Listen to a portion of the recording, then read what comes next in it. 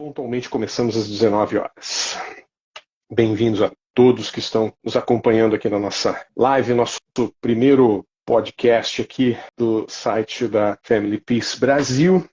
Nós então temos uma proposta voltada a enfatizarmos, a refortalecermos a família como sendo uma instituição fundamental para o bem-estar do ser humano. E aqui então, hoje, na nossa proposta de trabalho, nós vamos ter um bate-papo, uma conversa bem interessante com uma pessoa que é muito querida para todos nós, o Sr. Sim Walter Ferrari Jr. Ele é rápido, viu? Ele é Ferrari. A gente tem que correr atrás para acompanhar. E uma pessoa que tem uma experiência de vida fantástica, uma experiência de vida incrível. Eu até gostaria que se ele pudesse compartilhar um pouquinho sobre o seu currículo, por assim dizer, né? O Sr. Sim Walter já teve aí experiências nos Estados Unidos, no Japão, tem uma família internacional, a esposa dele é japonesa, então uma pessoa que tem realmente uma amplitude, né, e que é interessantíssimo a gente poder compartilhar dessas experiências e falarmos especificamente sobre família, e no tópico que nós vamos trabalhar hoje aqui, falarmos sobre a crise de valores que nós estamos vivendo, né? Claro, só gostaria de anunciar a todos os que vão participar aqui conosco e os que vão assistir depois a gravação da nossa live. Obviamente aqui o que nós vamos estar comentando, muitos dos conceitos, dos conteúdos que nós vamos estar discutindo aqui, tem como um pano de fundo ensinamentos que foram transmitidos a nós pelo Dr. Moon Song-yeon, que nós fazemos questão de mencionar o nome dele aqui, uma pessoa com uma visão de mundo interessantíssima, uma pessoa que dedicou sua vida pela paz mundial, com uma proposta, inclusive em função da paz mundial, muito interessante, exatamente focada no ideal de família, mas enxergando a família como um instrumento de realização, né, e de solidificação da paz, a partir da ideia da formação de casais internacionais, né?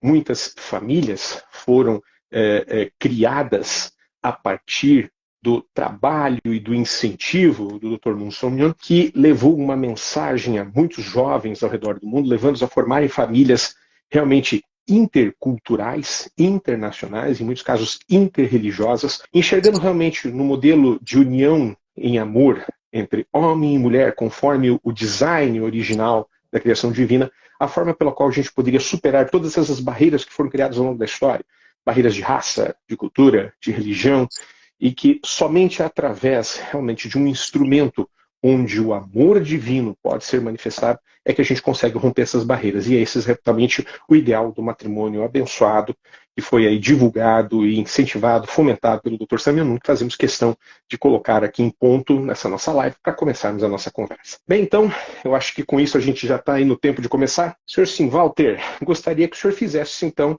de início, antes da gente começar aqui com o nosso bate-papo. Na verdade, assim, eu vou fazer o papel de um entrevistador, né? Claro que até eu estava brincando aqui com o pessoal, a minha oportunidade de dar uma de Marília Gabriela, talvez no final vão fazer aquelas perguntinhas, respondem uma frase, mas eu acho que talvez o pessoal não vai gostar muito, que é plágio, mas enfim. Gostaria que, antes de eu começar com as nossas perguntas aqui, que o senhor fizesse uma apresentação da sua família, né? Dado que nós estamos aqui para falar exatamente sobre um contexto de família. Com a palavra, Sr. Sim Walter. Olá, Juliano. Olá a todos. É uma satisfação estar aqui com você, conversando sobre esse tópico, que é um tópico crucial, né, na vida do ser humano. Não existe nenhum ser humano que não saiu espontaneamente sem passar por um homem na relação de um homem e de uma mulher, né? Muitas vezes essas relações não foram apropriadas, não foram, de certa forma, assim, bem planejadas, mas a sociedade que nós estamos vivendo, nós sabemos que é imprescindível, né, para que o homem possa estabelecer uma sociedade harmônica, ele possa ter realmente, na sua essência, uma formação adequada para que ele venha ter uma base de valores e virtudes, costumes, para, enfim, ele poder realmente dar a sua contribuição e se realizar como um ser humano, seja ele marido, mulher, pai, avô, mãe, filhos, primos, enfim. A família é realmente uma parte preponderante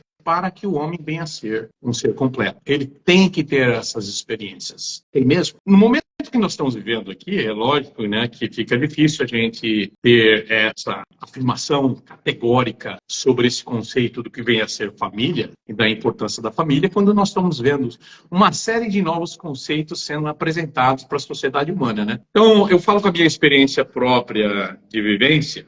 Por exemplo, como você já afirmou aí, eu sou casado com uma japonesa, uma cultura, ela é realmente lá do Japão, ela não teve a oportunidade de ser um descendente de japonês, ter uma relação aqui com a nossa cultura, se adaptar com o nosso arroz e feijão, com a nossa feijoada. Então, realmente fica mais difícil. Mas existe os meios da qual é possível você ultrapassar essas barreiras que, vamos colocar, na relação de amor, não há obstáculo que não seja transponível. Então, eu vou falar o seguinte, por exemplo, realmente é importante nós termos um entendimento mais elevado sobre o próximo, o outro, o homem e a mulher. Mas no momento que nós estamos vivendo, a gente percebe claramente que a nossa sociedade, vamos falar aqui, não quero nem comentar ainda sobre o Oriente, né? Porque eu tive a oportunidade de morar no Oriente por 13 anos.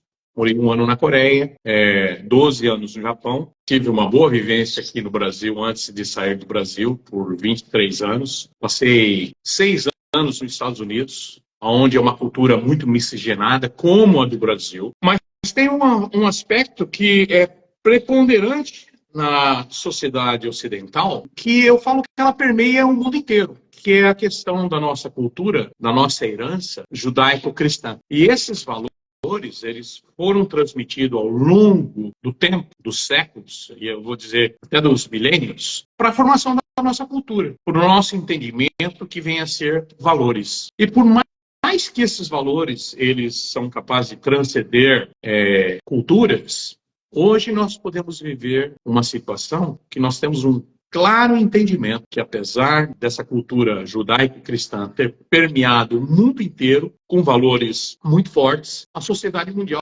ela vive uma crise de valores mundial. Eu não falo que é só o Ocidente. O Oriente também passa por uma crise muito violenta do entendimento dos valores do ser humano. E a gente tem que se perguntar, né?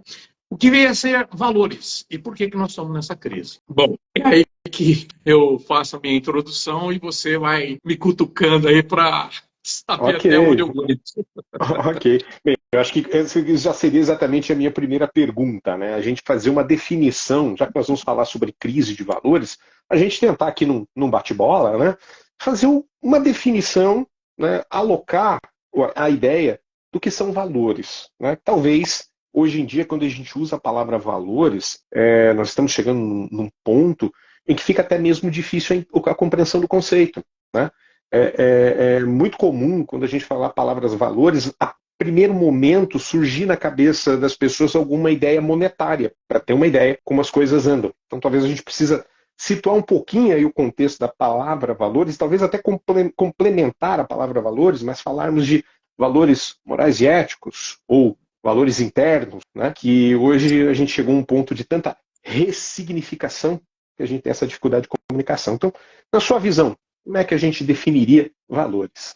Bom, valores, todas as culturas têm valores. Então, eu vou colocar assim que valores seriam um conjunto de regras no convívio social das pessoas, que elas têm assim um certo entendimento de que poderia ser aspectos que venham a dar valor na sua sociedade. Por exemplo, o valor da bondade do indivíduo, você consegue entender, independente da cultura, da religião, se a pessoa é boa. Você consegue definir valor nela na questão da amizade, na questão da confiança, na questão do amor, do respeito e da honra. Todos esses atributos de valores, eles transcendem culturas, porque independente da sua formação cultural, no convívio entre as culturas, você passa a ter a possibilidade de um relacionamento de amor, você passa a ter a possibilidade de um relacionamento de amizade, você entende se a pessoa é boa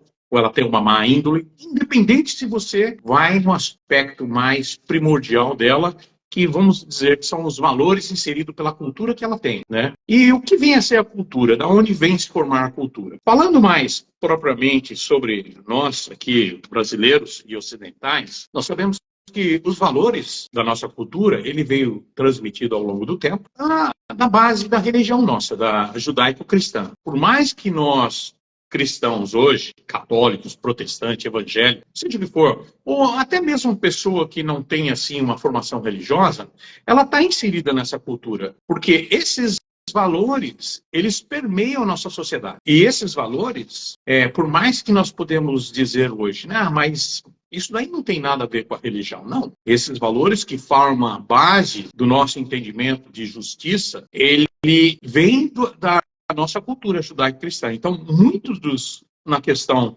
no que vem a se dizer justiça, existem preceitos bem claros dentro da formação judaica. E na questão do convívio de amor na nossa sociedade, o cristianismo, ele coloca, assim, de uma ênfase muito maior como você pode reconhecer esses atributos. Mas, no momento que nós estamos vivendo, a gente realmente percebe que tudo isso parece, hoje, se a gente for falar que os valores, eles são transmitidos através de uma cultura religiosa, parece ser demodé, cafona, antiquado. Isso daí, eu diria que, talvez, eu vou colocar um talvez assim entre aspas, mas eu diria com uma certa certeza, que pelo fato de nós não reconhecermos o legado que veio através dessa educação, nós perdemos um entendimento mais profundo do que vem a ser esses valores que foram transmitidos para nós. Então, essa questão de nós estarmos, assim, nos distanciando da origem, da causa desses valores, fazem com que nós nos encontramos nessa confusão e não entender realmente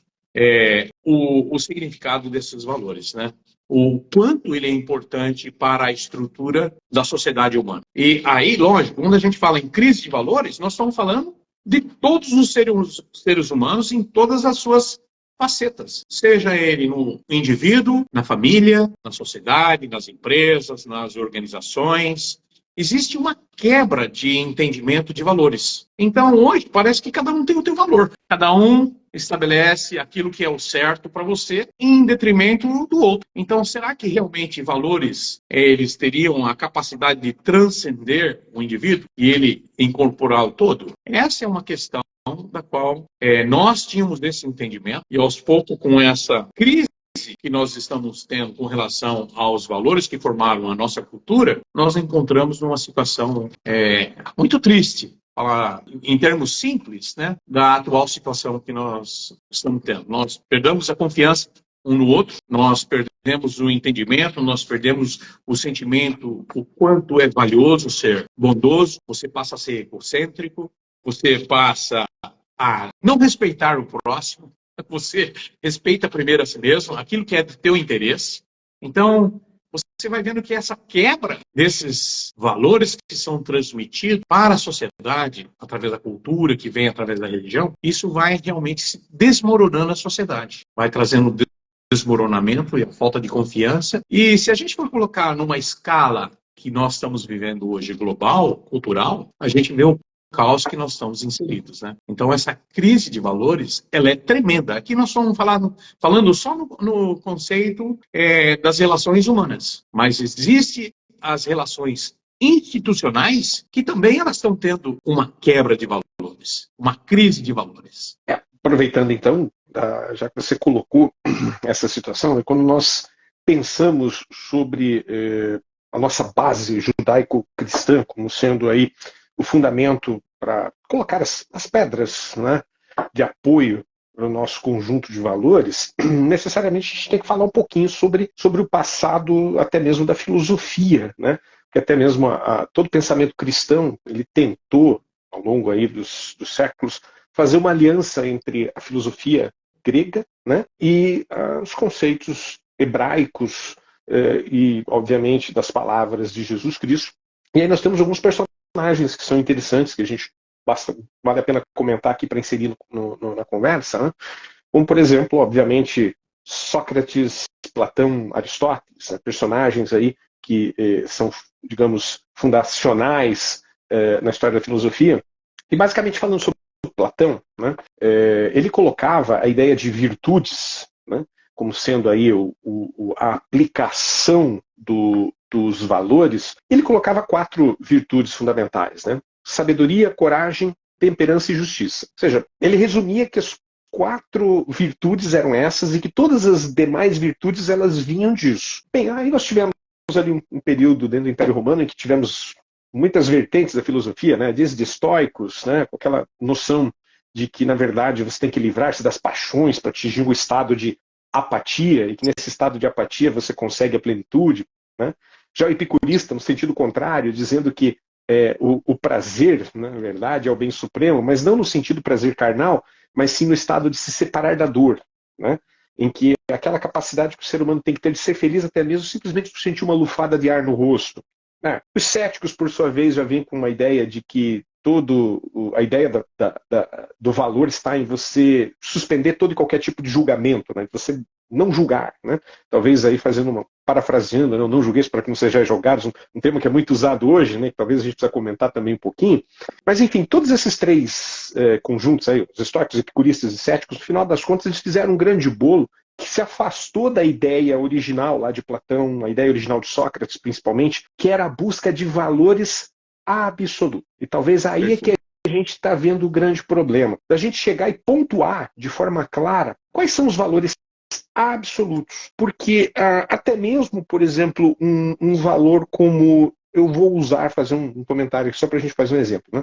Talvez, por exemplo, as pessoas considerem prudência como um valor. Você ser prudente. Mas uma pessoa que é prudente demais, ela se torna medrosa. Ou seja, aí a gente vê que, na verdade, isso é uma virtude, não é um valor. Né? E na virtude, como ela é uma aplicação do valor, você tem um aspecto quantitativo, mais para lá ou mais para cá, e dependendo de para onde você vai, você se desvia. E aí você perde o foco do valor. Você fica o modus operandi, né, passa a ser mais importante do que o motivador. Você perde o motivador e fica no processo. Né? Você perde a razão e fica preso ao processo. E no intento de fazer isso, nós temos aí personagens da história do cristianismo que a gente não pode deixar de falar. Né? Primeiro, obviamente, Plotino, né, no neoplatonismo, que começa a falar sobre a teoria da emanação, que é uma teoria interessantíssima, que fala que tudo emana de Deus. E ele dá, basicamente, as bases filosóficas do monismo, a crença, em termos filosóficos, obviamente, né, a crença num Deus único, e que tudo surge a partir desse Deus e que a união com ele que é o que definitivamente nos cumpre com o nosso propósito, vamos por assim. E aí Santo Agostinho já coloca, né, uma ênfase nas ideias de Paulo, né, de Paulo Apóstolo, falando sobre fé, esperança e amor. E Santo Agostinho também comenta que Deus, na natureza divina, ele é um ser de suprema bondade, supremo amor e suprema beleza. Interessante como vejo as ideias vão caminhando até chegar num personagem que é fundamental nessa questão de valores para nós cristãos, que é Santo Tomás de Aquino. Santo Tomás de Aquino, então, ele olha para o que Santo Agostinho fez, falando sobre fé, esperança e amor, e ele chama isso, beleza, isso são virtudes cristãs. E do outro lado, ele pega o que ele chama de virtudes naturais. E quando ele fala de virtudes naturais, ele busca exatamente quem? Platão. Aí ele põe sabedoria, coragem, temperança e justiça. E ele diz que essas virtudes, sabedoria, coragem, temperança e justiça, são a maneira pela qual a gente atinge fé, esperança e amor. Veja, com isso aqui, claro, já que você comentou sobre nossa base judaico-cristã, não podia deixar de fazer uma interpelação meio longa aqui na tua fala. Mas veja, é em cima desses pilares que os nossos conceitos de valores estão fundamentados. Então talvez aí é que a gente tem que pensar um pouquinho, né? Fé, esperança e amor. Né? O apóstolo Paulo dizer que o amor é o maior de todos. Mas aí é que eu gostaria de fazer uma pergunta capciosa. A fé em si e a esperança em si são valores? É isso que eu gostaria que você me desse a sua opinião, porque isso está no cerne da nossa cultura. Certo. A fé como um valor. Então, se a gente não entende a fé como um valor, bem, a gente se afasta do conceito cristão, do conceito judaico-cristão. E se nós formos pensar, é exatamente isso que foi contestado. Fé e esperança. Especificamente, a esperança dos acontecimentos religiosos, do porvir, que sempre foi colocado na mente das pessoas, e que os materialistas sempre vão dizer, veja, essa é uma esperança tola, você está esperando algo que não vai acontecer. Você acredita nisso? Não, fé isso é coisa de burguês. Né? Você tem que acreditar no partido, você tem que acreditar no Estado, e hoje a mentalidade da juventude está colocada nisso. Então eu acho que é aí que a gente tem que colocar fé e esperança. Veja que eu tirei o terceiro. Né? Realmente são valores? Deixo contigo o problema. Isso daí realmente é uma questão de, até mesmo no mundo cristão, tem as suas divergências, né?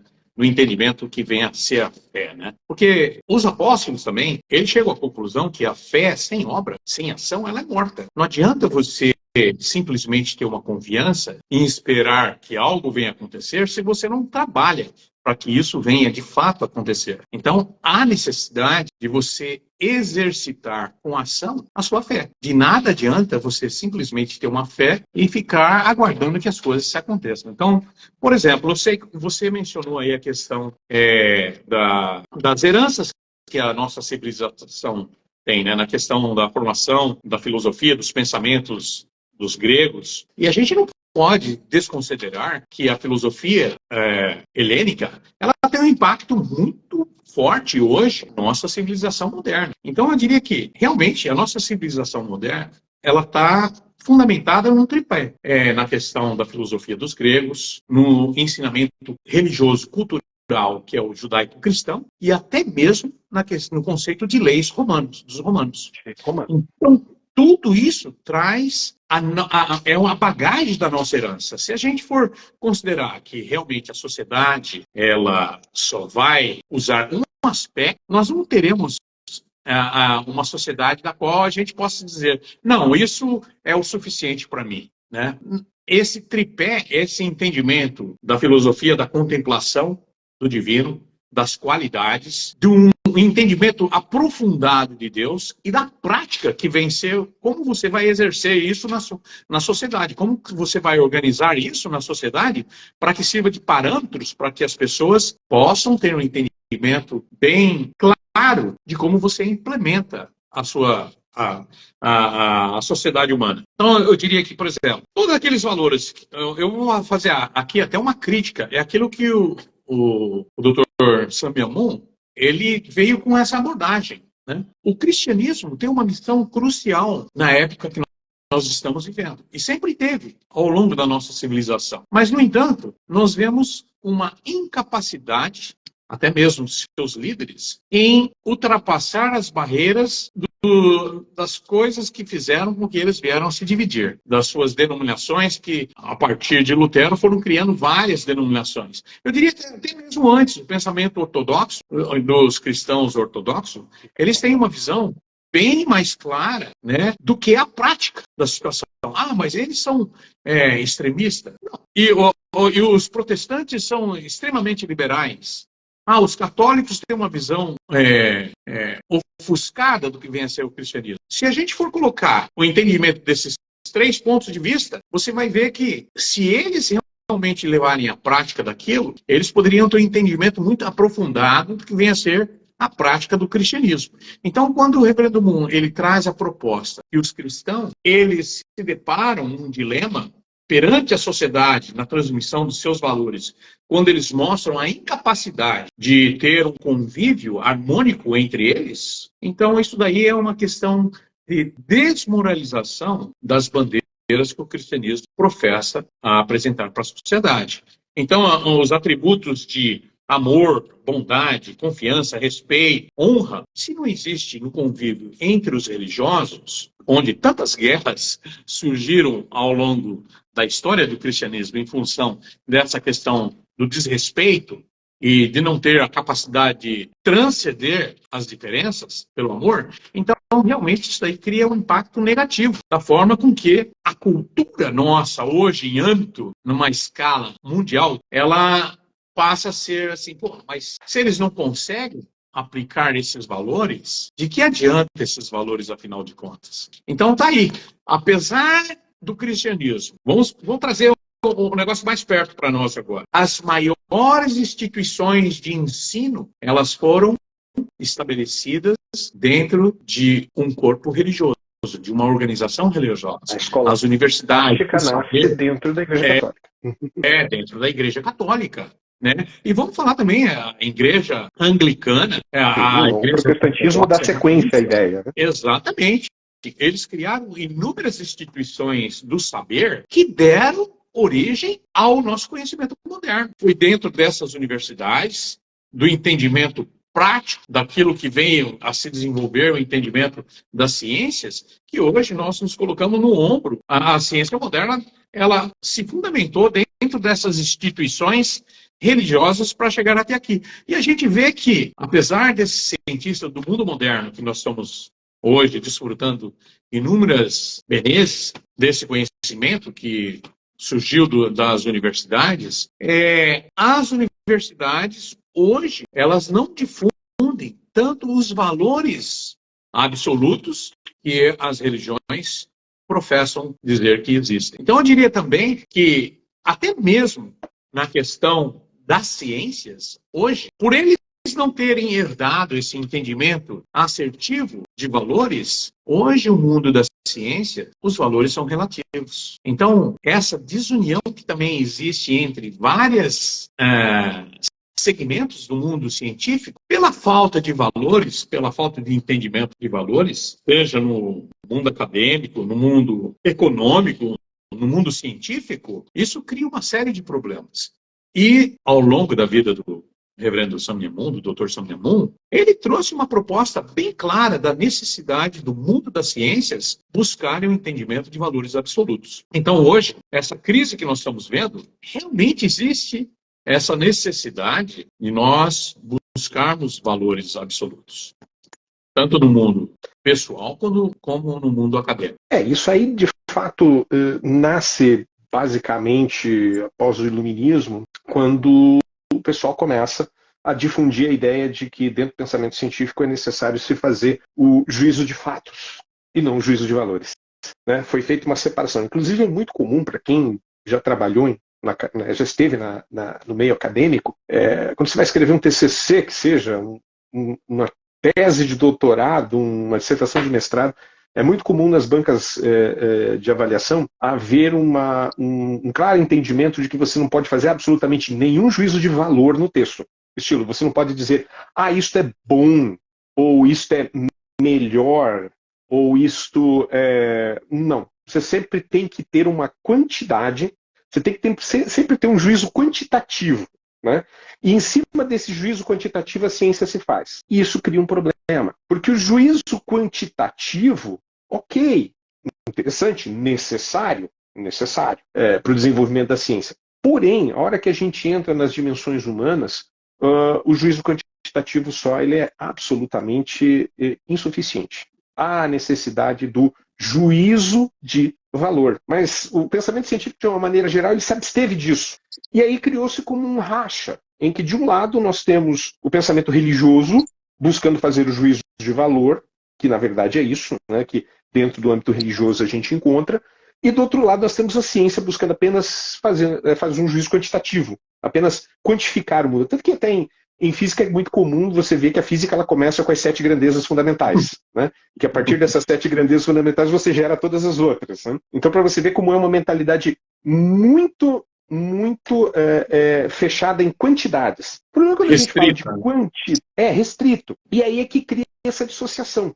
Nós tivemos duas vertentes, digamos aí, na história recente humana, em que há o caminho rumo a um juízo totalmente quantitativo e o outro é um juízo totalmente qualitativo. Peraí, mas os dois são necessários. Os dois são necessários. E o que aconteceu disso é que quem busca o juízo quantitativo olha para quem faz o juízo qualitativo e diz, não tem nada a ver com isso. E quem busca o juízo, né, do valor, né, olha para o juízo quantitativo, não, isso aí é mundano, isso não tem nada a ver. E daí, então, criou-se uma cisão que hoje chega na cabeça das gerações mais jovens com essa dificuldade de um entendimento de que as duas coisas são facetas de um mesmo caso, que é o ser humano. E daí é que cria-se, talvez, essa ênfase no quantitativo, onde o qualitativo, trazido pela religião, é jogado de lado, ou considerado como tolice, por conta de que você fazer um juízo qualitativo, né, é mais complexo, é bem mais complexo. Você não tem, digamos, uma régua de medida, digamos, tão simplória quanto você tem, por exemplo, para medir massa, para medir comprimento e assim por diante. Mas daí a gente cai de novo naquele problema. Valores absolutos. Onde é que a gente começou a perder isso? Né? Quando é que isso se perdeu? Né? Quando é que definitivamente, por exemplo, até mesmo dentro da comunidade cristã, nós começamos a ver exatamente religiosos, pessoas religiosas que deveriam preservar ou zelar pelo juízo de valor, acabar aceitando comportamentos ou práticas que são totalmente antagônicos aos valores deles. Quando é que isso começou? Qual seria o motivo disso? Como é que foi essa relativização dos valores? Olha, eu falaria para você que a sociedade humana, ela até hoje, ela nunca experimentou realmente viver num padrão de valores absoluto ao longo da história humana. E dentro da nossa cultura judaico-cristã, é interessante que hoje, vamos falar assim, no Gênesis da nossa história, né, é relatado naquele primeiro livro do Gênesis que o ser humano, ele nunca conseguiu, na sua essência, estabelecer um relacionamento profundo com Deus. É dito lá que tanto Adão quanto Eva, antes deles realmente ter um relacionamento familiar, constituir uma família, eles foram expulsos do paraíso por uma questão de um pecado, né? E o interessante é que, após essa situação, eles já vêm a estabelecer uma família da qual os seus irmãos não se dão. Um irmão mais velho, ele vem a matar o outro. Então, a gente percebe que a história do entendimento da nossa cultura, da nossa mitologia, ela já mostra que, na origem, nós nunca tivemos um entendimento aprofundado do que vem a ser esses valores que, vamos colocar de uma certa forma assim, se nós temos um entendimento realmente que a nossa civilização, ela crê em Deus, e nós, desde a nossa origem, nós podemos ter tido ao longo da nossa vida uma incompreensão profunda de Deus. E a história da religião vem mostrando da forma com que a gente vem se aproximando desse entendimento, chegando no tempo que nós estamos vivendo até hoje. Eu falo que hoje, até mesmo grandes filósofos psicanalistas do mundo moderno, eles estão entendendo que aquilo que parece ser uma mitologia, de um pensamento de vista tipo Caim, de rebeldia contra Deus, daquele que fez uma oferta boa e sincera para Deus e eventualmente foi morto por aquele irmão que teve uma inveja.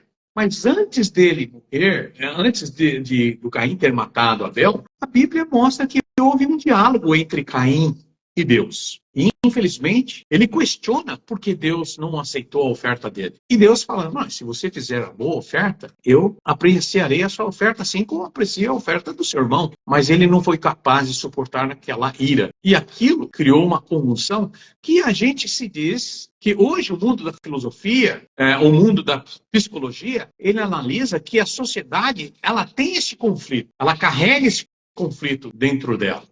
Então, vamos falar que se a gente for dividir todas as facetas da nossa sociedade no campo interno e do campo externo, nós podemos falar que a religião e a ciência, ela também está nesse conflito de entendimento, né? E nós podemos trazer até mesmo para o próprio indivíduo.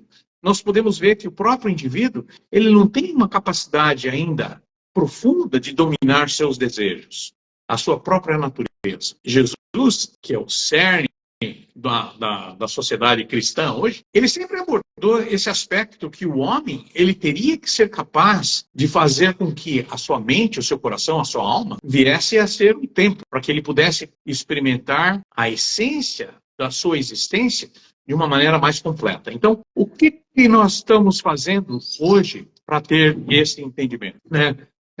Como é que o mundo da religião ele se depara nessa situação, né, perante o mundo da ciência? Porque para a ciência realmente ter um entendimento profundo do que vem a ser Deus, eles deveriam ter um entendimento mais profundo, não só no campo filosófico, como no campo religioso, metafísico. E essa interação, ela não se viu e não está acontecendo no mundo moderno, mas eu diria para você, com o avanço até mesmo da ciência, esses aspectos mais internos da questão da essência da existência, da origem das coisas, eles estão deparando com algo que é abstrato, né? A própria ciência hoje, por exemplo, vamos falar no nosso mundo do mais moderno que a gente possa dizer, que é o suprassumo da tecnologia que nós estamos desfrutando aqui agora, né? Que seria a indústria da computação, né? A indústria da computação, ela jamais poderia existir se não houvesse informação. Se dentro dos meios da qual ela existe, até mesmo nos bits, que é fundamental para a existência da transmissão dessa relação que está tendo eu e você aqui, foi necessário um input de informação. E essa informação veio de uma mente, de algo invisível. Isso foi pensado e isso não nasceu por si só. Então, o mundo hoje da ciência, eles estão questionando de onde vem a informação de todas as coisas. Se todas as coisas existem e elas são formadas por informação, por exemplo, pega o DNA. O DNA humano é uma sequência de informação. A formação de todos os seres da criação não existe por si só se não houver informação, para que ela possa ter a sua continuidade de existência. Então, hoje, nós estamos caminhando para esse entendimento. Mas se a gente deixar de lado essas questões que são muito amplas e verem o problema que está dentro do indivíduo hoje, que é as suas crises, no entendimento do valor da sua essência, do seu propósito, da sua própria existência, a razão da sua existência, a gente sente que nós estamos vivendo realmente num mundo que está desesperadamente buscando esses valores originais da nossa própria significância, do significado da nossa vida. Então, não é só o campo da ciência que está batalhando nisso, não é só o campo da política, da filosofia, é em todas as áreas, todas as facetas da sociedade humana que nós estamos determinados a buscar resposta. E eu te pergunto, apesar de ser você que tem que fazer essas perguntas, essas crises de valores, elas sempre existiram? Esses conflitos sempre existiram, um dia eles serão saciados ou não, né? Nós estamos nessa busca dessas respostas, né? Porque será que a crise de valores que nós estamos atravessando, ela nos levará ao caos? Ou ela é uma busca sincera, eventualmente, numa escala global, para que realmente nós achamos um propósito claro para a nossa existência? Com certeza. Assim, falando sobre crises, né, a gente sempre comenta, eu gosto do exemplo de quando você é criança e sente febre. Né?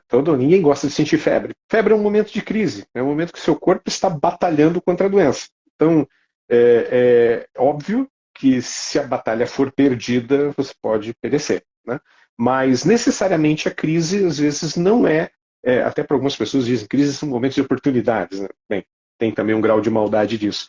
Mas acho que fundamentalmente a crise que a gente tem aí saiu na sua fala aqui várias vezes. Incompreensão, busca de respostas, encontrar o caminho, etc. e tal. E a gente sempre vê essa questão da busca, né? E a ciência e a religião como caminhos de busca, de solução de problemas, em dois ramos distintos da dimensão humana, de fato, haveria de se esperar muito comumente que, dado que eles tratam de dois aspectos de um mesmo ser, que é o ser humano, que em algum ponto eles convirjam. O problema é essa convergência até agora ela tem sido bastante dificultada por conta do quê? Se a gente for parar para pensar um pouquinho. É que, na verdade, chegou um ponto que essas duas esferas, elas definitivamente perderam o sentido dessa busca. Elas perderam esse intuito da busca. Elas acabaram se tornando, digamos, entes que vivem para si mesmo, né? E em função especificamente daquela noção bastante errada de que conhecimento é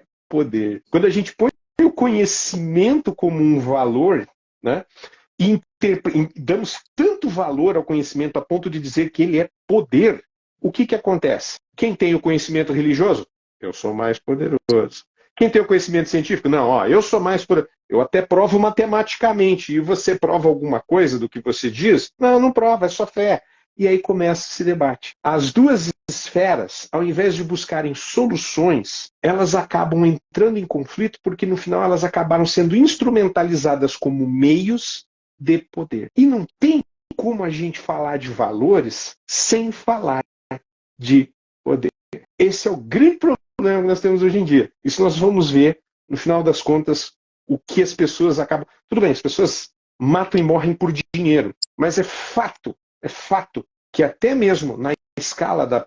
Vamos dizer, na escala da permissividade, ou melhor, na escala da degeneração humana, o último patamar é o poder. É onde até mesmo se sacrifica o dinheiro, se sacrifica outras coisas em função de se ter o poder. E aí é que vem o probleminha que a gente tem que pensar, né? Que valor que dosa o poder? Porque se a gente buscar o valor absoluto que dosa o poder, nós vamos ter então o ponto comum de convergência entre essas duas vertentes. Que sejamos bem sinceros, né? próprio pensamento religioso. Porque hoje tanta descrença, porque tantas pessoas se negam à fé. Exatamente como você comentou. Vendo tantos problemas que a gente tem, tanto divisionismo dentro do cristianismo. Se a verdade é uma só, por que há tanta divisão? Exatamente pelo mesmo motivo. As relações de poder são confusas, onde as pessoas interpretam sempre, até mesmo o uso da palavra de Deus, como sendo uma forma de ostentar poder. E aí é que a gente precisa reconsiderar. Então aí é que vem o valor absoluto fundamental, que possibilita dosar até mesmo a relação de poder. Né? Onde está? Até tem aqui um comentário aqui de um participante aqui, ó. Nesta situação existem dois aspectos. Primeiro, religião e ciência não se unem, não buscam achar soluções para as questões fundamentais da vida. Segundo ponto, tanto na religião quanto na ciência existem pessoas com segundas intenções. Exatamente isso que eu queria falar. Essas segundas intenções é exatamente isso. É a necessidade interminável, insaciável e praticamente doentia por poder, que inclusive interfere nas relações hoje, por exemplo, entre homens e mulheres. Nós estamos vendo aí que sempre o discurso da destruição da relação entre homem e mulher é sempre a gente vê o quê? Olha, você está sob o poder do homem, você precisa se libertar e você ter o poder. E aí se incentiva sempre a corrupção a partir desse oferecer um poder. Voltando 2000 anos atrás, tudo te darei se prostrado me adorares. Uma frase antiga, né?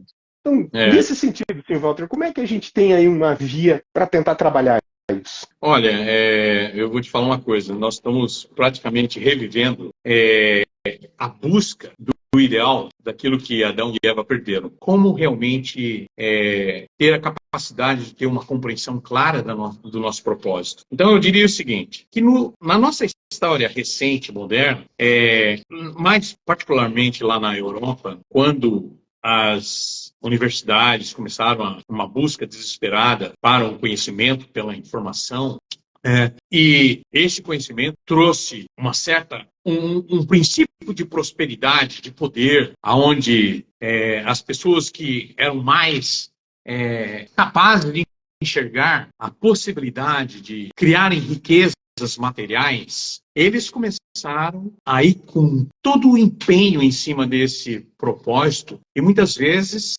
sacrificando o próximo. E ali as religiões da época, no momento, elas foram incapazes de corrigir aquela situação, né? Elas se omitiram, talvez por suborno de algumas entidades poderosas do capital, que silenciaram, fica quieto, tranquilo, te dou uma grana aqui. Vamos dizer que isso aconteceu. O fato é que, no momento, vamos colocar ali no desenvolvimento da Revolução Industrial, onde que houve uma explosão dos centros urbanos, das fábricas, as pessoas eram exploradas sem escrúpulo por aqueles mais poderosos. E a religião se omitiu daquilo. Então, o que aconteceu? Surgiu um pensamento humanista, né, dentro das tendências do pensamento humano. Não é possível. Contra um Deus impiedoso. Como é que Deus não vê isso? Como é que o religioso... Por que ele não interfere? Deus não interfere? Está morto. Deus morreu. Qual é a razão de vocês não terem a coragem moral de apontar os erros, de corrigir essa trajetória? Bom, vamos falar sobre o marxismo, daí evoluiu o pensamento marxista, e tudo isso foi criando uma animosidade constante e gradual contra valores, contra a religião. E eu diria que por mais que o mundo da religião, ele começou a correr atrás, ele não tem as respostas suficientes para aplacar a ganância, essa sede desenfreada de poder, né? Que hoje parece que o que fala mais alto é o poder financeiro, o poder intelectual. E existe uma lacuna a ser preenchida com uma informação que venha a corrigir isso. E a gente diria, por exemplo, como você falou da questão da destruição da família, né? Esse pensamento que antirreligioso, ele entendeu que para você realmente destruir a religião, é necessário você destruir a família. Porque a família, ela tem ali um propósito de cultivar as boas virtudes. E ainda mais se ele for religioso, ele vai cultivar mais ainda. Então, essa ideia antagônica à religião, ela invadiu as universidades. Por exemplo, o próprio pensamento marxista, ele evoluiu na questão do pensamento da escola de Frankfurt, que eles tiveram o entendimento claro como realmente destruir a célula que é capaz de dar fomento ao entendimento de valores. Então nós temos que quebrar a família, nós temos que relativizar a família. E para destruir a família, nós temos que colocar um contra o outro. A mulher contra o homem. O homem é o opressor. O homem passou a ser o opressor da mulher. Vilão. E o opressor das crianças. Então, o Estado, que pode ser... É o grande salvador. Ele suplantou a posição de Deus. Vamos fomentar o Estado, que o Estado, assumindo uma posição de Deus, ele terá o controle, ele colocará leis rígidas, da qual nós teremos uma sociedade eventualmente justa. Ideal. É interessante que os marxistas, eles pegaram essa cartilha e falaram, não, nós vamos seguir isso a ferro e fogo. A primeira revolução comunista que se deu na Rússia, eles levaram isso a ferro e fogo. E não demorou muito para eles perceberem que a destruição da família era muito nociva para a sociedade deles. Eles retrocederam todo o processo. Eles retrocederam, mas vamos ficar quietos. É só entre nós. Stalin mesmo virou um moralista absoluto, incentivando a pureza sexual e o matrimônio monogâmico. Mas para destruir, na questão dessa sede de poder, eles exportaram essas religiões. Sim. Religiões humanistas. E têm como alvo destruir as famílias do Ocidente. Então, nas universidades, o marxismo cultural, ele permeou todas as facetas do mundo acadêmico, no mundo da arte, da comunicação, da história, da filosofia, com o propósito singelo de destruir os valores. Então, hoje... Tem um comentário aqui, assim, Walter, super interessante, que você colocou bem esse ponto de destruir os valores. Né? O Inon Almeida está interferindo aqui muito bem, eu tenho que ler isso aqui. O fato é que a religião tem falhado reiteradamente em realizar sua missão, especialmente quando aqueles no papel de servir adquirem poder e são corrompidos pelo próprio poder, dinheiro e posições. E aí talvez o que cabe aqui, que a gente está comentando, é qual é o papel da religião em si, né? Em termos práticos, qual é a função dela, né? Porque se ela permitiu todas essas mazelas acontecerem, como a gente comentou pós-revolução industrial, e que em cima dessas mazelas todas, toda essa desigualdade, permitiu florescer um sentimento, vamos pôr assim, e depois toda uma ideologia, uma forma de pensar voltada contra valores, por conta de, olha, um Deus injusto assim não pode existir permitindo isso aqui. Então a gente tem que se perguntar, mas peraí, qual o papel realmente da religião? O papel é ser uma estrutura de poder ou, como dentro da ciência, fazendo um paralelo entre a religião e a academia. O papel da academia é transmitir conhecimento, é formar, informar e formar, né? Profissionais. Eu diria que o papel, eu não quero contrapor o que você vai falar, mas eu quero antecipar alguma coisa. Eu vejo que informar faz parte da ciência, mas formar o indivíduo faz parte da religião. Então, a formação, ela não é um aspecto educacional. Exato. E que talvez a religião, por perder essa noção de que ela é uma escola, de que ela tem que ensinar algo e formar algo, e não simplesmente ser uma estrutura de poder que vive para ela mesma. Ou seja, é mais ou menos como, por exemplo, imagine que uma universidade em que você entra lá, beleza, certo, eu fico lá 10, 20, 30, 40, 50, 60, 80 anos e nunca saio de lá. Ah, não, mas eu estou na universidade. Ué, mas o que a universidade faz? Ela fica mantendo o pessoal aqui dentro. Será que talvez não faltou um pouco essa noção de que a formação ela tem que acontecer? E de que essa preocupação, de que não é simplesmente manter as pessoas atreladas a ela, mas chegar àquele ponto de, tal como numa escola, olha, você atingiu o mínimo nível, vai para a prática. E aí que fica a pergunta, se ela é uma escola para formar, onde é o campo da prática? Onde acontece a prática? Para melhorar a pergunta, a religião existe em função da família ou a família existe em função da religião? Já que você também colocou aqui, né? A família. Veja como a gente já tem essa noção, né? Para destruir a religião, a gente tem que destruir a família. Ué, peraí. Destruir a família já é o propósito. Se você destrói a família, não tem por que ter família, religião. E aí que talvez está a nossa inversão da posição. A gente imagina a família existir. Ah, vamos destruir a família porque vamos destruir a religião. Mas, na verdade, a religião existe para a família. Porque a única instituição criada por Deus foi família. Né? No Gênesis, como você mesmo citou, Deus criou. Homem e mulher, a sua imagem e semelhança. Homem, macho e fêmea os criou. E, veja, dali para diante não diz assim, frutificai, multiplicai-vos, dominai sobre os peixes do mar, as aves do céu, os animais da terra, e constituís uma instituição religiosa. Não tem essa parte. Perfeito, perfeito. Não, e o interessante também é que quando a gente observa todos os fundadores das religiões, jamais eles tinham a intenção de fundar uma religião. Exatamente. Eles estavam ali transmitindo um valor para formar o caráter de indivíduos. Exatamente. Para que esses indivíduos viessem a formar, ter um entendimento da sua essência e realmente ser capaz de realizar o propósito da qual eles gostariam de transmitir. Mas a organização desses pensamentos, pós esses fundadores, desses pensadores, que cria essa estrutura de controle, poder, uma organização que eventualmente ela trouxe, ela serviu um propósito. Benefícios, inevitavelmente, sim, vamos dizer. Inevitáveis. Mas na sua essência, os fundadores das religiões, eles estão preocupados com a formação do indivíduo, não da estrutura de poder. Não, e aí é que está talvez outra falha. Há uma ênfase incrível na formação do indivíduo, mas na história da religião nós nunca tivemos uma clara ênfase na formação de famílias. Veja como a mensagem religiosa ela acabou ficando isso em todos, tá? Desde do nossa esfera judaico-cristã à esfera islâmica, em qualquer outra esfera religiosa, se nós formos ver a grande diferença de fato é que, assim, o ponto comum entre eles é que todos enxergam um processo de formação individual e não uma clara concepção, mas uma clara concepção para a formação de família. Até porque o entendimento de salvação, de maneira geral, é aquela.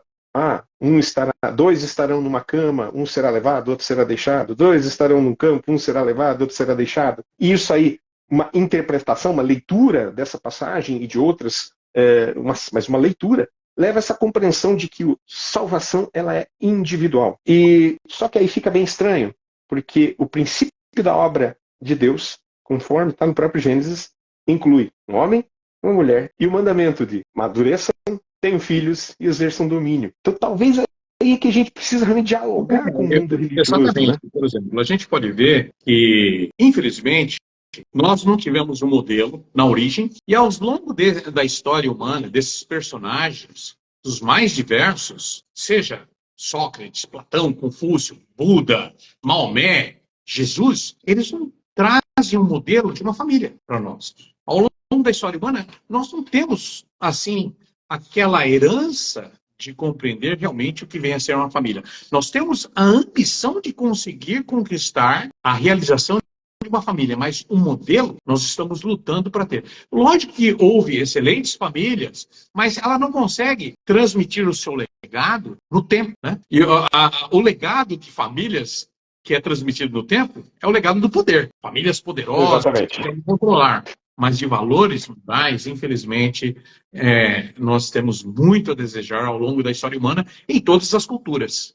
Então, isso realmente é uma lacuna que está ainda para ser preenchida. E eu creio que essa crise que nós estamos debruçando ela hoje, não somente nós aqui, como toda a humanidade está se debruçando com relação a isso. Porque você estabelece uma família, tem seus filhos com o propósito de dar uma educação, formar filhos que possam realmente ser produtivos para a sociedade, estabelecer boas famílias, mas como nós relegamos a educação para instituições que não têm realmente a gente terceiriza de criar famílias, nós estamos vendo o caos que isso ocasiona na sociedade. Né? Então, só ver como o pensamento de esquerda ele põe como propósito o Estado. Apesar que é meio estranho, porque o comunismo mesmo diz prever um futuro, uma sociedade sem Estado. Isso é uma coisa meio estranha. Só que o que eles fazem é exatamente antagônico. Para chegar nessa sociedade sem Estado, eles têm que criar o maior Estado possível.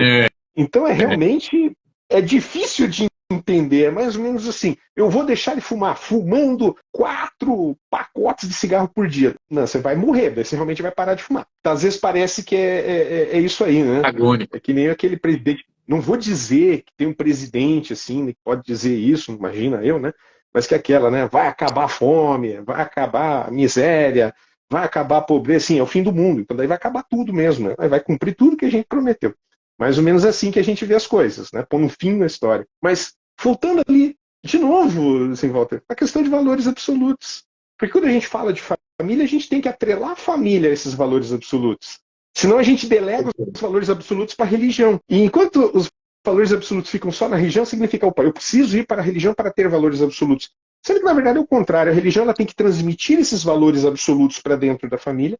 A família tem que encarnar e personificar esses valores ao ponto de, naturalmente, ela ser religiosa. Naturalmente, ela nem sequer chegar a um ponto que talvez a própria instituição, religião, não seja mais necessária, tal como um gesso não é mais necessário quando teu braço está curado depois que você quebrou. Né? Quebrou, você põe um gesso para imobilizar. É a religião.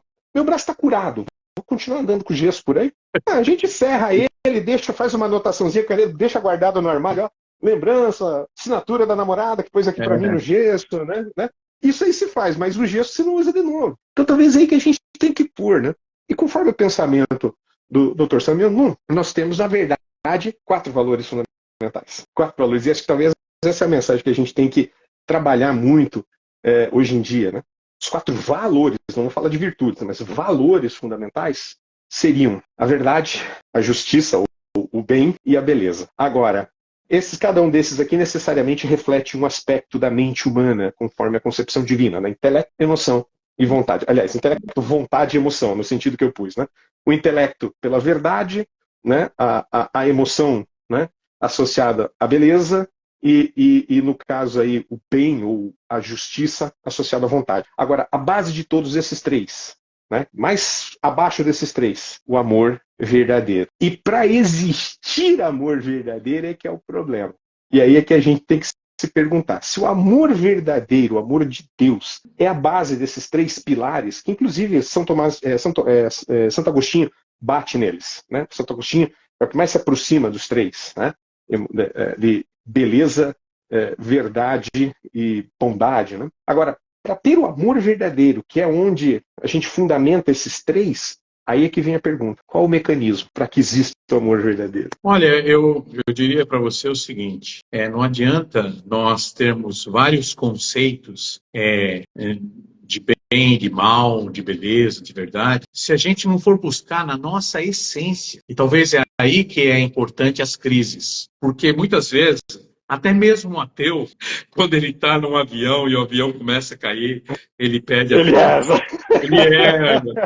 Eu diria que nós estamos, a sociedade humana está quase como se nós estivéssemos num grande avião. E esse avião está para se esborrachar. Então eu acho que o indivíduo, nos momentos, eu digo com experiência pessoal, é interessante você aprender sobre valores e religião. Mas o mais importante, eu creio que os grandes religiosos, pensadores, eles foram capazes de estabelecer uma relação pessoal com o divino, com a essência, com Deus. Então, por exemplo, Jesus, ele fala bem claro, se você entrar no seu quarto escuro e fazer uma oração e se comunicar, ele não falou para você conseguir construir uma basílica, orar numa basílica, fazer oferta. Não, você vai buscar Deus na intimidade, no seu íntimo, no seu segredo. E você passa a ter uma relação com o divino, com Deus.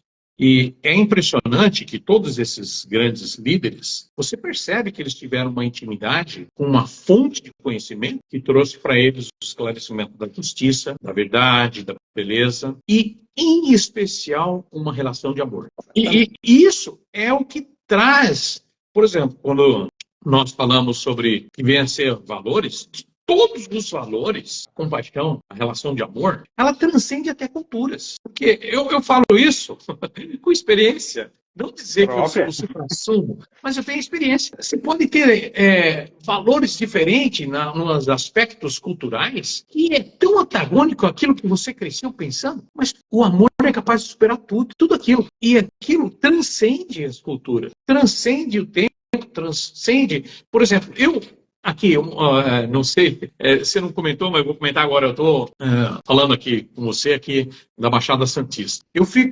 Quando eu saio para caminhar na praia e eu vejo um casal de velhinho de mão dada, eu fico assim, admirado. Mas eu fico mais admirado também com aquela mãe, ou aquele pai, que está com um ato de devoção tão sublime com uma criança que tem um problema físico, um problema mental, e eu me rendo àquela capacidade de amor. Porque eu lembro na minha juventude, eu não tinha nenhum conhecimento do sofrimento humano. Eu tinha um conhecimento do sofrimento meu pessoal, das coisas minhas pessoais. Mas quando eu passei a entender e fazer um serviço público em creches, asilos, orfanatos, favelas, eu fiquei chocado com a realidade da sociedade. E aquilo pode ser uma consequência de um descendente meu, se eu não me preocupar em dar uma boa formação para meus filhos, para que eles possam ter boas famílias, porque isso daí sempre existiu na história, né? Por exemplo, Átila, vamos falar sobre o poder, o rei Uno,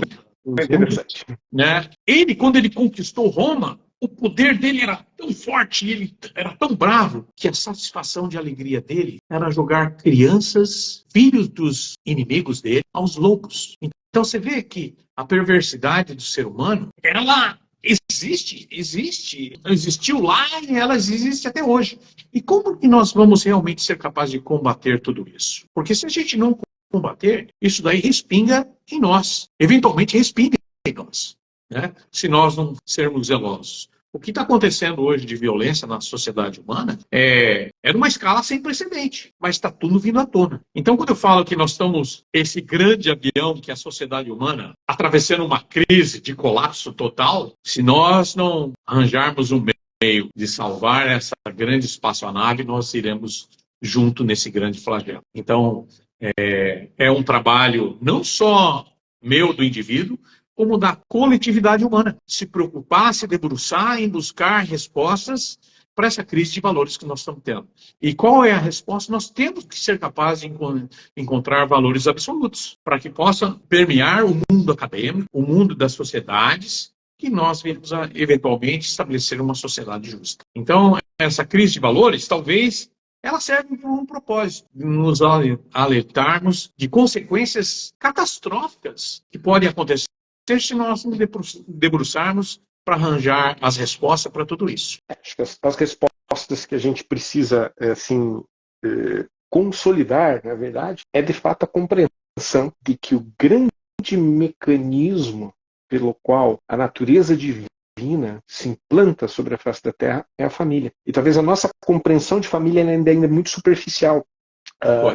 Porque exatamente o conceito do Gênesis ele põe, né?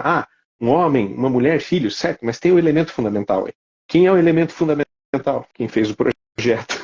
Exato. Quem fez o projeto e deu todo o material de construção. E só chegou para o mestre de obra e disse, toca a obra. Aí, de repente, o mestre de obra, né? Sou engenheiro civil, professor, obrigado a falar isso, mas o mestre de obra começou a tomar umas cangibrinhas, começou a deixar passar os caminhões cebolão sem entregar o material, e quando se foi ver lá, não saiu do chão, ou o que saiu todo torto, todo errado. Mas o problema é isso, é realmente reconstruir a família, mas dentro do conceito correto, né? Por exemplo, hoje, nós voltando, né, falando sobre crise de valores, não tem como a gente não falar sobre essa situação do feminismo que a gente vê hoje. O feminismo é tão ruim quanto o machismo. Tão ruim quanto o machismo. O machismo já era uma falha tremenda ao homem compreender ele mesmo como sendo o centro da família. Então, como eu sou o centro da família, a mulher é minha auxiliadora, tá lá, sim, é sua auxiliadora, conforme conta o livro do Gênesis, desde que o seu propósito seja para com o engenheiro, né? Para com quem fez o projeto. O problema é quando você joga fora a orientação do engenheiro, resolve tocar a obra do seu jeito e põe a auxiliadora ainda para se lascar contigo. Então, talvez aí é que entra uma lógica de uma nova mensagem de família. Uma família centrada em Deus. Uma família em que o motivo dela existir, e aí talvez entre um engano tremendo da juventude hoje, né? O jovem olha para a moça, esta mulher me faz feliz. Aí a moça olha para o rapaz, este homem me faz feliz. Lindo, maravilha. Vive 1, 2, 3 meses, faz um casamento lindo num castelo francês, como a gente já viu por alguns casos aí, não vou nem comentar. Passa 3 meses, acaba o casamento. Exatamente aí que está o erro, né? Essa mulher tem que me fazer feliz. Não, peraí, tá errado. Este homem tem que me fazer. Então a gente acaba se tornando ladrão de amor, né? Um querendo tomar do outro alguma coisa, sendo que exatamente o conceito de amor é que está errado. E aí a gente precisa reconceituar também amor, não como um mero sentimento. Exato. Isso é o crime, o pecado moderno mais terrível que a gente tem, talvez, no ramo das ideias, foi vender o amor como um sentimento. O amor hollywoodiano. Enquanto banal. amor, Algo banal, né? o amor sentimento. Veja, se for por sentimento ou a sensação, eu sempre digo, você tem um filho, a hora que você tem que trocar a primeira fralda, que você sente, meu cunhado recentemente estava segurando, né, fazendo um vídeo lindo da menininha dele, né? A menininha dele com 10, 20 dias, né, assim, lindinha. Tá? Ele postando o vídeo, quando ele fez o vídeo lá, na cara dele. Ele fez uma cara no vídeo, mas já estava postado, a gente só tirou sarro. Bem, aí que tá, você gosta de levar um cocô na cara? Claro que não. Mas você leva o cocô na cara, enfrenta a situação, vai lá, troca a fralda e vai para adiante. Hoje a gente chegou num mundo da degeneração e uma coisa tão instantânea, mas tão instantânea, tão só o agora, em que essa capacidade de superar esse momento de alguma dificuldade, alguma coisa, já se torna cada vez impossível. Não se tem essa capacidade. E às vezes os mínimos problemas que acontecem já são motivos para brigas, confusões, situações homéricas que acabam levando, ou seja, as bases sobre as quais a família se sustenta acabar se tornando o amor próprio. Né? Essa noção de você tem que amar a si mesmo. Calma aí, vamos com calma. Amor próprio existe, sim, mas ele é só uma parcela pequenininha. O amor é um ato que você faz em relação ao outro. É a alegria, né? O coração, né? É o impulso de buscar alegria através do amor. E o amor, em suma, é o ato de você buscar essa alegria pelo investir a si mesmo pelo bem dos outros, pelo investir a si mesmo pelo bem do próximo. A gente usa o próximo, mas entender o próximo como já pegar o próximo mais próximo. Às vezes a gente pega o próximo tão distante que também não adianta, né? O próximo, quando está em Marte, não funciona muito. Então, talvez isso que está faltando a gente comentar. E a família, ela traz essa base. Se a gente consegue compreender isso nas relações familiares, os 4 níveis de amor que a gente experimenta, né? Filial, fraternal, conjugal e paternal, e consegue expandir o aprendizado que se tem disso para a sociedade, é aí onde as mudanças efetivas podem acontecer. Mas aí, repito, a religião existe como uma escola para fortalecer e restabelecer a família. Mas a nossa mentalidade, até agora, foi exatamente ao contrário. É muito comum, né? Mas temos que destruir a família para destruir a religião. Não, é bem ao contrário. Exato. A religião existe Na verdade, para a família. A verdadeira escola é a família, né? A verdadeira escola da sociedade humana é a família. É ela que precisa ser restituída. Né? Ela é o campo prático, né? A religião seria como o curso que você faz. Agora, você não fica fazendo o curso o resto da vida. O curso, ele te treina, ele te capacita para daí, opa, beleza, tirei o diploma, vou trabalhar como engenheiro agora, no meu caso. Ótimo, então eu vou para o campo profissional. Assim, fazendo uma analogia, a religião como sendo a escola, a universidade. A família é o campo profissional. De nada adianta ter um título. De nada adianta ter um título se você não exerce a profissão. Talvez essa é uma mensagem que a gente precisa trabalhar. E aí, é claro, nisso a gente precisa consolidar que o fundamento dos valores absolutos se encontra na família. Se a gente não conseguir materializar eles na família, veja, não é na escola que vamos, não é no Estado, não é em em outra esfera. Se não conseguir fundamentar dentro da família, ou refundamentar, vamos por assim, não há esperança. Né? E aí, é claro, continuaremos tendo outras crises. Né? Essa talvez seria aí a base para a gente prevenir outras crises. Né? Usar essa crise como um aprendizado, né? Para futuras gerações, vamos por assim. Mas teve aqui, alguém colocou conversas que conectam. Traduzir esses valores em prática. Sim, sim. Aí é que entram as virtudes. As virtudes são a tradução, né, dos valores na prática. A partir do... E é isso que aí entram os conceitos de práticas religiosas. Né? Tanto que a gente coloca isso uma prática religiosa como um treinamento. Né? Tal como o camarada que vai lá lutar boxe, né? Ele tem que ficar dando uns socos no saco de areia, etc. e tal, para fortalecer punhos, músculos e tal. Aí a prática religiosa serve para isso, para depois você conseguir traduzir isso em práticas dentro da sua família. Né? Treino é treino, jogo é jogo, né? Isso. Talvez aí que a gente precisa... Família, né? Religião é uma coisa, mas família... Família é o jogo. É o jogo. Família é o jogo. Não adianta você estar bonito lá, né? Domingo, 2 horas só no domingo, ir lá, mãozinha, aí todo mundo é bom. Todo mundo é bom. Ninguém é mal nessa hora, né? Agora, com criança chorando, com esposa nervosa, né? Naquele período do mês que a gente sabe que acontece. Aí daqui a pouco dois se pegam, um se arruma, você tem que entrar numa calma, segura. Quando você vê um machucado, outro doente, é nesse dia a dia que a coisa acontece de verdade. É aí que a gente precisa trazer o que se viu lá, o que se escutou para essa prática. E talvez é aí que ficou uma ideia ruim, né? Que simplesmente o ritualismo substituiu a prática. O time que treina pra caramba, né? É quase o Curitiba. Já falei mal do Curitiba. Né? Treina pra caramba, mas na hora de jogar não joga nada, deixa a gente num terror. Né? Então jogou como nunca, falando em perdeu como crise, sempre. o Santos também está em crise, viu? O meu Santos Não está em fala crise. nada. Então, assim, não adianta ter um ótimo treinamento se esse treinamento não se consolida em vitórias. Isso que talvez a gente tenha que pensar. Sim, Walter, acho que já demos aqui, acho que conseguimos percorrer toda aí nossa ideia aqui, que a gente tinha mais ou menos imaginado que chegaria. Agradeço por suas considerações, agradeço por sua participação e vamos deixar o espaço aberto aqui para mais gente vir. A ideia da gente estar sempre buscando trazer outros temas, falar talvez um pouquinho aí, né? Mais sobre o aspecto de família, às vezes uma vivência diária, colocar um aspecto do ponto de vista feminino, porque a ótica feminina ela é complementar, é importante, a ótica masculina às vezes ela é capenga, né? A ótica de pai e mãe juntos é sempre melhor do que a ótica apenas do pai ou apenas da mãe, né? Isso aí a gente pode colocar, talvez hoje um dos problemas que a gente tem na educação é que às vezes a educação é muito masculina ou muito feminina, e na verdade é preciso quebrar essa polaridade para ter o equilíbrio. Né? E isso talvez um tema aí que a gente pode propor para outras reuniões, a gente fala um pouquinho disso, do aspecto mais de vivência aí, né, na vida em família, que acho que isso é um legal. Mas é isso, gente, eu agradeço. Por favor, compartilhem, curtam aí, e, claro, quem quiser participar, né, seja à vontade. Opa, apareceu mais aí, ó, senhor Luiz Nunes, a praticidade dos valores implica conhecermos as nossas limitações e honestamente assumi-las. Muito bem. Exatamente. É aquela de que não dá para a gente mudar um vício sem antes reconhecê-lo. Né? A gente brinca aqui no Brasil, né? Enquanto o bebum só bebe socialmente, ele continua bebendo. Então a gente precisa, às vezes, reconhecer os nossos problemas. E aí que talvez entre o papel também da religião, né? Ser meio que esse espelho, ou até propiciar o contato com outras pessoas para olhar a si mesmo e assim por diante. Sim, Walter, meu irmão, muito boa noite, Deus te abençoe e até uma próxima aí. Ok, boa noite. Obrigado. Deus te abençoe também. E a boa todos. Noite. Forte abraço.